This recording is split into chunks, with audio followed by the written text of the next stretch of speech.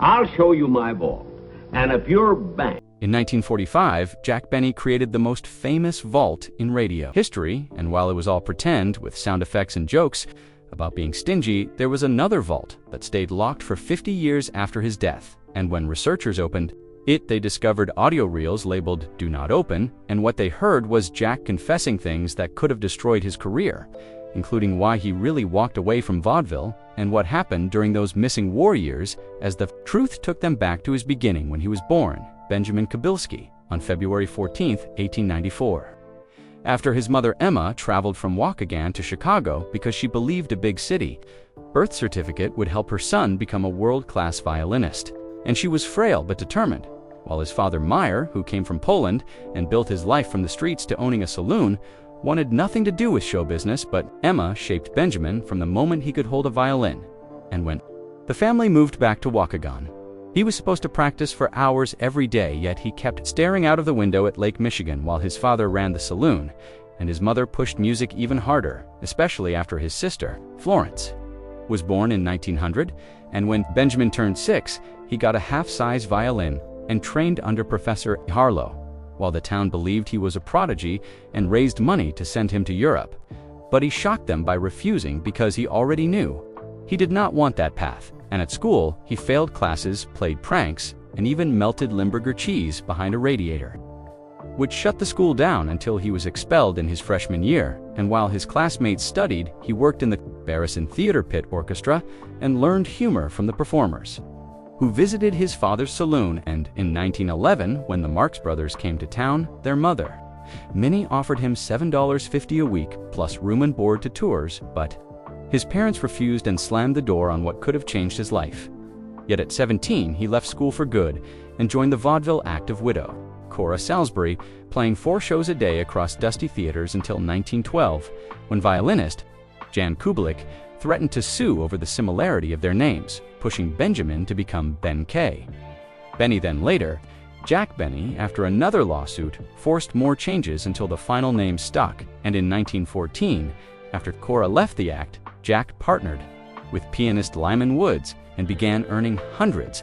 a week until their 1917 show at the Palace Theater in New York bombed, and Jack enlisted in the Navy, where one night during a talent show, the crowd booed his violin playing until fellow sailor Pat O'Brien shouted for him to tell a joke, and when Jack spoke, the entire room erupted with laughter. And at that moment, the comedian was born as he reinvented himself in the Great Lakes Review, performing for thousands and learning that a single well-timed line got bigger applause than perfect music. And after the war ended, he leaned into the stingy persona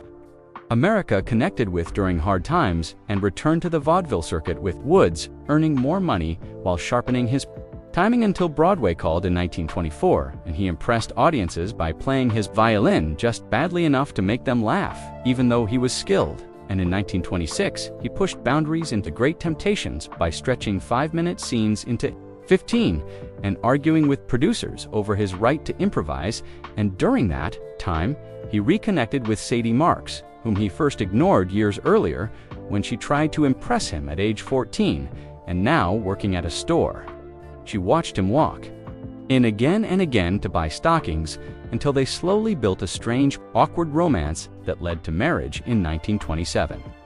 where she fainted during the ceremony while Jack continued the tradition of sending her one red rose every day for the next 48 years until his death. And while his Broadway success grew, he faced a scandal when a theater manager accused him of underpaying musicians, which nearly destroyed his career and helped shape the cheap character he later used on radio. And in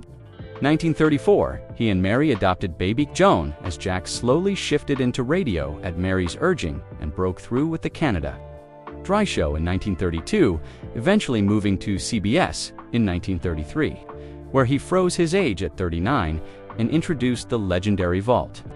filled with booby traps and a guard locked inside since the Civil War. And by 1936, he built a cast with Don Wilson, Phil Harris, and Eddie Anderson, whose role as Rochester broke racial barriers as Jack refused to perform without him, even when Southern stations tried to ban the episodes. And from 1937 to 1945, Jack ruled radio, earning millions, while still giving 10% to war bonds and performing for over 3 million troops during the war. And in 1945, the vault officially debuted, becoming a symbol of survival and thrift that audiences loved until by 1948 it became a Christmas tradition. While in real life, the IRS battled Jack over claiming $19 in entertainment expenses, despite earning hundreds of thousands, and Jack responded by putting the audits directly into his show, turning problems into punchlines. And although he tried film in 1929 and failed with a stiff, awkward performance that MGM dropped him for, he kept trying until Broadway Melody of 1936 revived him despite fights with director Roy Del Ruth, while a trip to France in 1937 with Mary led him into a smuggling scandal orchestrated by conman Nathan Shapiro, which earned Jack a fine of $10,000 and public shame, but he turned that into comedy too, just as George Burns did, and they both survived the controversy. And in 1945, Jack made The Horn Blows at Midnight, which flopped due to releasing only days after President Roosevelt died, but instead of hiding, Jack joked about it for 20 years, and in 1950, he entered television, unsure of how he would look at age 56, yet his CBS debut exploded in popularity, drawing 20 million viewers and inspiring young comedians, including Johnny Carson, who adapted Jack's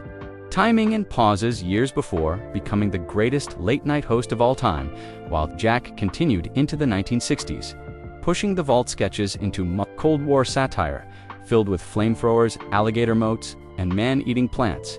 And after the show ended in 1965, he kept performing on specials and variety shows, earning some of the highest paychecks in television while hiding the truth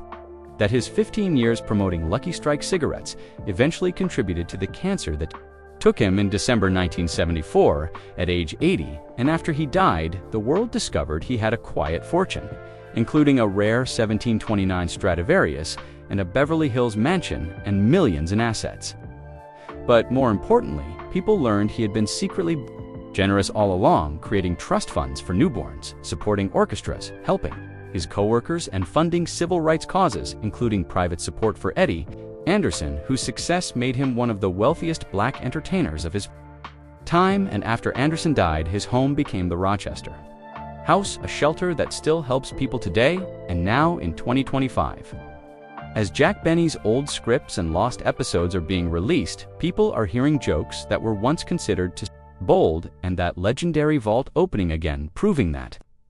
Jack's timing still works, his humor still resonates, and the man behind the myth still inspires every comedian who followed. So make sure you subscribe to Hollywood Bulletin and press the bell icon so you never miss stories like this one.